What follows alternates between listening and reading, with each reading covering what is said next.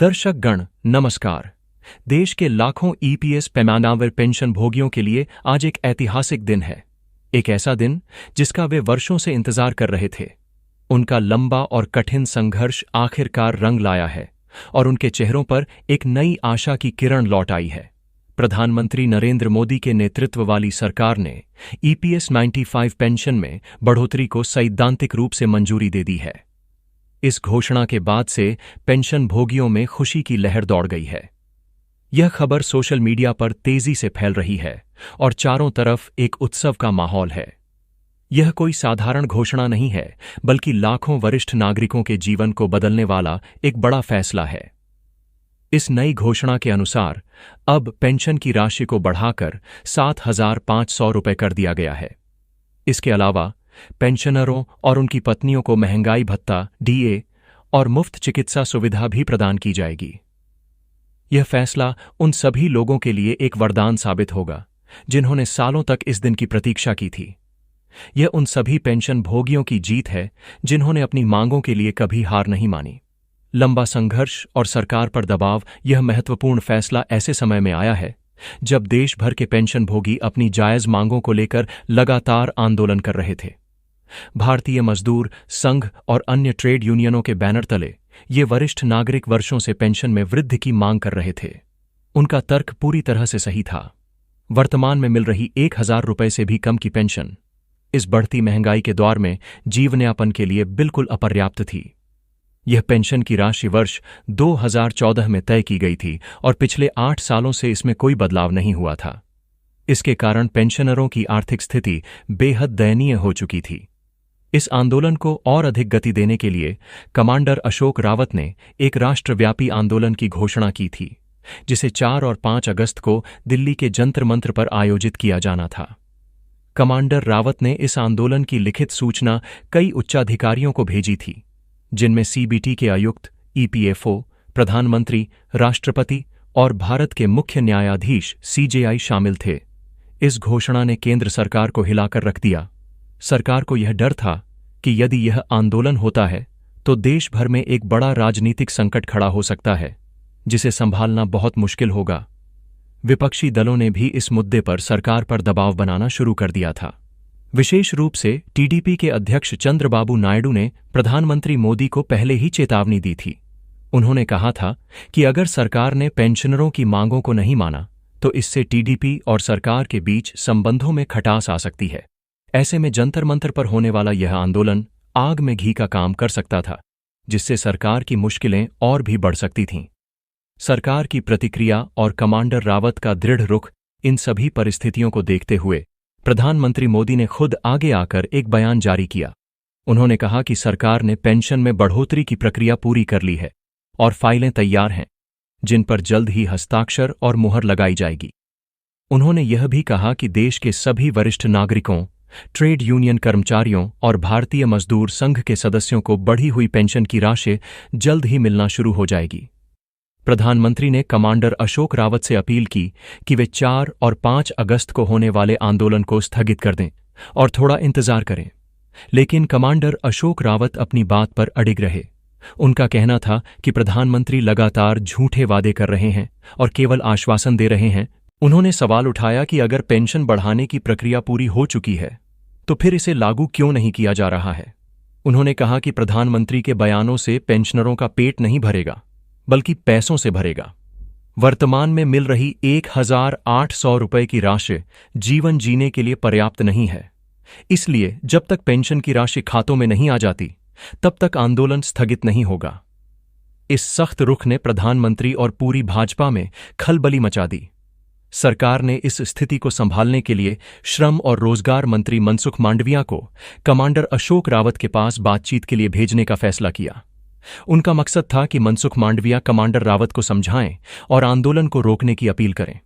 लेकिन कमांडर रावत ने साफ कर दिया कि जब तक पेंशन की राशि खातों में नहीं आ जाती, गजट नोटिफिकेशन जारी नहीं हो जाता और 7,500 की पेंशन पर मुहर नहीं लग जाती, तब तक आंदोलन नहीं रुकेगा। पेंशनरों की एकता और जीत। कमांडर रावत का कहना था कि प्रधानमंत्री को पहले से ही इस बात की जानकारी थी कि पेंशन बढ़ाने की मांग लंबे समय से चल रही है। और सरकार ने इस दिशा में काम करने का वादा भी किया था। लेकिन इसके बावजूद पेंशनरों की स्थिति में कोई सुधार नहीं हुआ। उन्होंने कहा कि आंदोलन करना उनकी मजबूरी है, क्योंकि सरकार अपने वादों को पूरा करने में विफल रही है। यदि यह आंदोलन होता तो सरकार की छवि को बहुत नुकसान पहुंचता। मीडिया, सुप्रीम कोर्ट और अन्य कर्मचारी संगठन प्रधानमंत्री से उनके वादों को लेकर सवाल उठाते। वे पूछते कि आपने वरिष्ठ नागरिकों से जो वादा किया था वह पूरा क्यों नहीं हुआ। इससे सरकार की स्थिति और भी खराब हो जाती। इन सभी दबावों के कारण ही प्रधानमंत्री मोदी ने तुरंत पेंशन बढ़ाने का फैसला लिया। इस घोषणा से पेंशनरों को बहुत राहत मिली है। वे अब जल्द ही बढ़ी हुई पेंशन की उम्मीद कर रहे हैं, जो उनकी आर्थिक स्थिति को सुधारने में मदद करेगी। अब सभी की निगाहें इस बात पर हैं कि सरकार कब तक गजट नोटिफिकेशन जारी करती है और पेंशनरों के खातों में बढ़ी हुई राशि कब तक पहुंचती है। यह एक ऐसी ऐतिहासिक जीत है जो लाखों ईपीएस 95 पेंशनरों के वर्षों के संघर्ष का परिणाम है।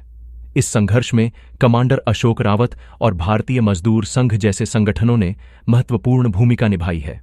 अगले कदम और भविष्य की उम्मीदें, इस पूरे घटनाक्रम से यह स्पष्ट होता है कि एकजुट होकर अपनी मांगों को उठाने से सरकार पर दबाव बनाना संभव है और सही दिशा में किए गए प्रयासों से सफलता जरूर मिलती है। इस बीच पेंशनरों के बीच एक और चर्चा चल रही है कि क्या इस बढ़ी हुई पेंशन के लिए कोई नया फॉर्म भरना पड़ेगा या यह स्वतः ही लागू हो जाएगा। इस संबंध में ईपीएफओ और सरकार की तरफ से जल्द ही एक आधिकारिक सूचना जारी की जाएगी। यह सूचना पेंशनरों को इस प्रक्रिया के बारे में स्पष्ट जानकारी देगी। इसके अलावा कुछ लोगों का यह भी मानना है कि सरकार यह घोषणा केवल आंदोलन को रोकने के लिए कर रही है और इसे लागू करने में अभी भी समय लग सकता है। हालांकि प्रधानमंत्री के इस बयान के बाद उम्मीद की जा रही है कि यह प्रक्रिया जल्द से जल्द पूरी हो जाएगी। कमांडर अशोक रावत और उनके साथियों ने स्पष्ट कर दिया है कि वे तब तक संतुष्ट नहीं होंगे जब तक कि खातों में पैसा नहीं आ जाता। उन्होंने कहा कि सिर्फ बयानों से काम नहीं चलेगा, सरकार को अब ठोस कदम उठाने होंगे। उन्होंने यह भी कहा कि अगर सरकार अपने वादे से मुकरती है तो वे फिर से आंदोलन करने के लिए तैयार हैं। इस पूरे प्रकरण में पेंशनरों की एकता और दृढ़ संकल्प ने एक बड़ा प्रभाव डाला है। उन्होंने दिखाया है कि वे अपने अधिकारों के लिए लड़ने से पीछे नहीं हटेंगे। इस दौरान सोशल मीडिया पर भी यह मुद्दा काफी चर्चा में रहा। प्रधानमंत्री के बयान के बाद पेंशनरों ने सोशल मीडिया पर अपनी खुशी जाहिर की और कमांडर अशोक रावत और उनके साथियों को धन्यवाद दिया। उन्होंने कहा कि यह उनकी जीत है, जो उनकी मेहनत और संघर्ष का परिणाम है। सरकार के लिए राहत और जिम्मेदारी, इस घोषणा से सरकार को भी एक बड़ी राहत मिली है।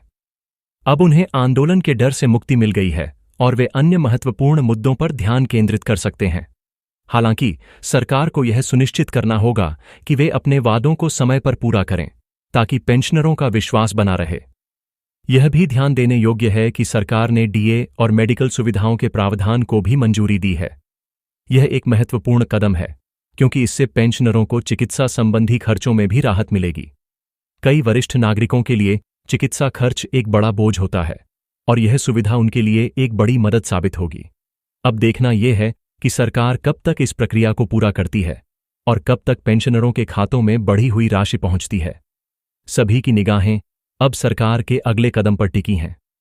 यह घोषणा देश भर में लाखों पेंशनरों के जीवन में एक नई उम्मीद जगाई है और यह साबित कर दिया है कि एकजुटता और संघर्ष से कोई भी लक्ष्य हासिल किया जा सकता है। लोकतंत्र की ताकत और आगे का रास्ता, इस मामले में प्रधानमंत्री का बयान एक महत्वपूर्ण मोड़ साबित हुआ है। इससे पहले सरकार इस मुद्दे पर खामोश थी और केवल बयानबाजी कर रही थी, लेकिन आंदोलन की धमकी और विपक्षी दलों के दबाव ने सरकार को ठोस कदम उठाने के लिए मजबूर कर दिया। यह दिखाता है कि लोकतंत्र में जनता की आवाज कितनी शक्तिशाली होती है। पेंशनरों के साथ साथ ट्रेड यूनियन और भारतीय मजदूर संघ जैसे संगठनों ने भी इस संघर्ष में महत्वपूर्ण भूमिका निभाई है। उन्होंने पेंशनरों को एकजुट किया और उन्हें आंदोलन के लिए प्रेरित किया। उनके प्रयासों के बिना यह सफलता संभव नहीं थी। यह भी ध्यान देने योग्य है कि इस मुद्दे पर मीडिया ने भी काफी ध्यान दिया है। मीडिया ने पेंशनरों की मांगों को सरकार तक पहुंचाया और इस मुद्दे को प्रमुखता दी। इससे सरकार पर और भी दबाव बना।